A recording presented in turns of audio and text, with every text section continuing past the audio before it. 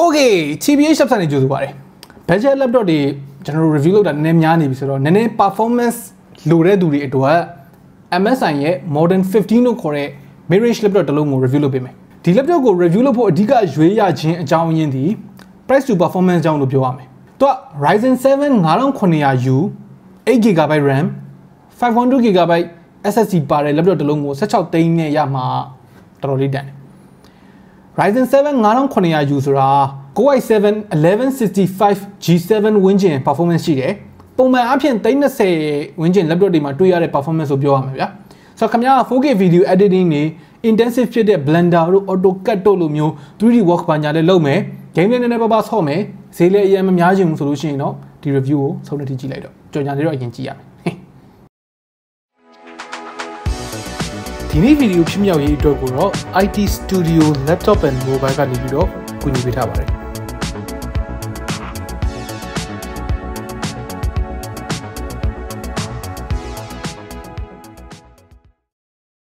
โอเคကျွန်တော်ကြိုက်တဲ့ဘိုင်းတွေကနေပဲစပြောမယ်သူ့ရဲ့ design ကနာမည်ရဲ့အတိုင်းပဲ modern ဖြစ်တယ် sleek looking ဖြစ်တယ်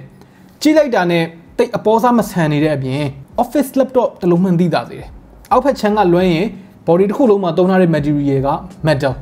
flex ဖြစ်နေတဲ့နေရာတိတ်တော့မရှိဘူး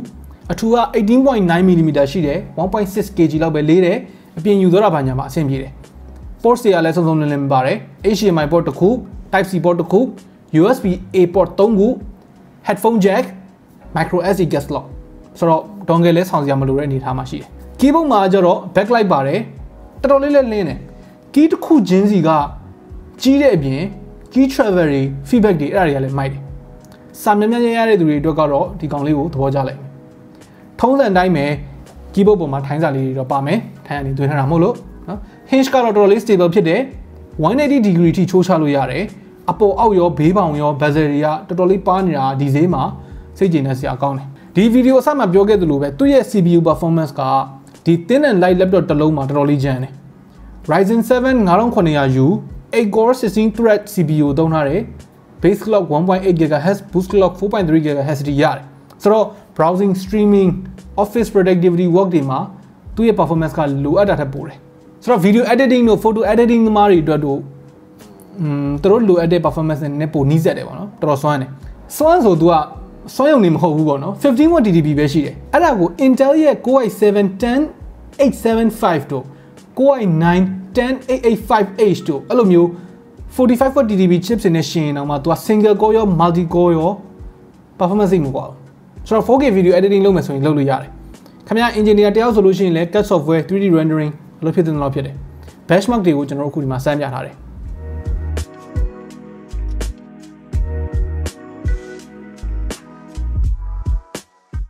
ဒီ laptop ကတော့အလုပ်လုပ်ဖို့ laptop ပြနည်းနည်း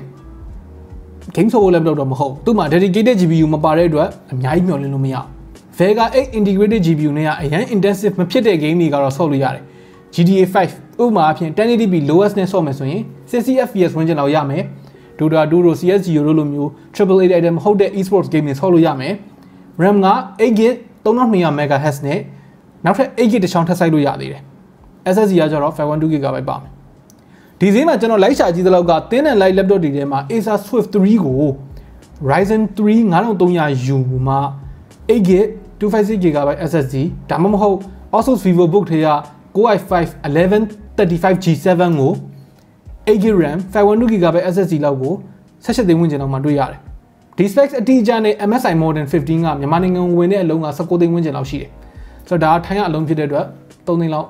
တတ်တာနေလို့ပြောလို့ရတယ်မကြိုက်တဲ့အချက်တွေကတော့သူ့ရဲ့ trackpad ကတော်တော်လေးသေးတယ်နောက်ပိုင်း laptop တွေမှာဒီလောက်သေးတဲ့ trackpad မမြင်ရတာကြာပြီ surface material ကတော့ glass ဆိုတော့မဆိုးပါဘူးဘယ်လိုပဲဖြစ်ဖြစ်ဒီ size နဲ့ကဘယ်လိုမှအဆင်မပြေဘူး mouse နဲ့သုံးမှကိုအဆင်ပြေမယ် speaker ကလည်း down firing 2watt speaker လေးတွေအတန်းသိပ်မကျဲဘူးအတန်း quality မကောင်းဘူး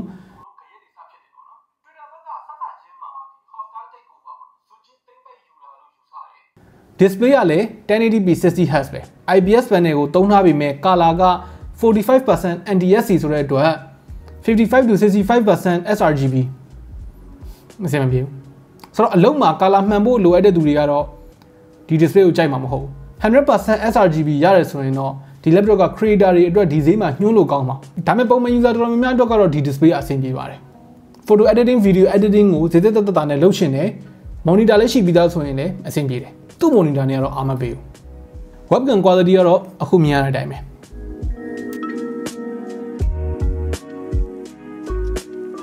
average လို့ပြောလို့ရတဲ့အပိုင်းက battery သူက52 watt hour 3 cell normal usage မှာ5 to 7 hour လောက်တော့ရတယ် type C charging မပါတာကလည်းအပြည့်ပြောချင်စရာ65 watt charging ပါတာလေးကတော့မဆိုးဘူးပေါ့နော်ဆိုအဆုံးသတ်ပြောရရင်ဗျာဒီ laptop က16သိန်းဝန်းကျင်မှာ performance အကောင်းဆုံး laptop တွေကတစ်ခုခင်ဗျား 3D rendering တွေလုပ်ရတဲ့ engineering student ဒါမှမဟုတ် color အရင်မှန်စရာမလိုတဲ့ photo video editor တယောက်ဆိုရင်ဒီ laptop ကအဆင်ပြေနိုင်တယ်အားနည်းချက်လေးတွေကိုတော့အနေချင်းတီးခံပေးရမယ်ဆိုတော့ခင်ဗျားတို့ရောဒီလိုမျိုး Thai import တွေကိုသဘောကျလားပုံမှန် official အလုံးတွေကိုပဲ3သိန်းလောက်ပို့ပြီးတော့ပေးဝေလိုက်မလားအောက်က comment တွေမှာဝင်ရောက်ဆွေးနွေးခြင်းခုံတော့လို့ရပါတယ် okay နောက်နေ့မှတွေ့တာပေါ့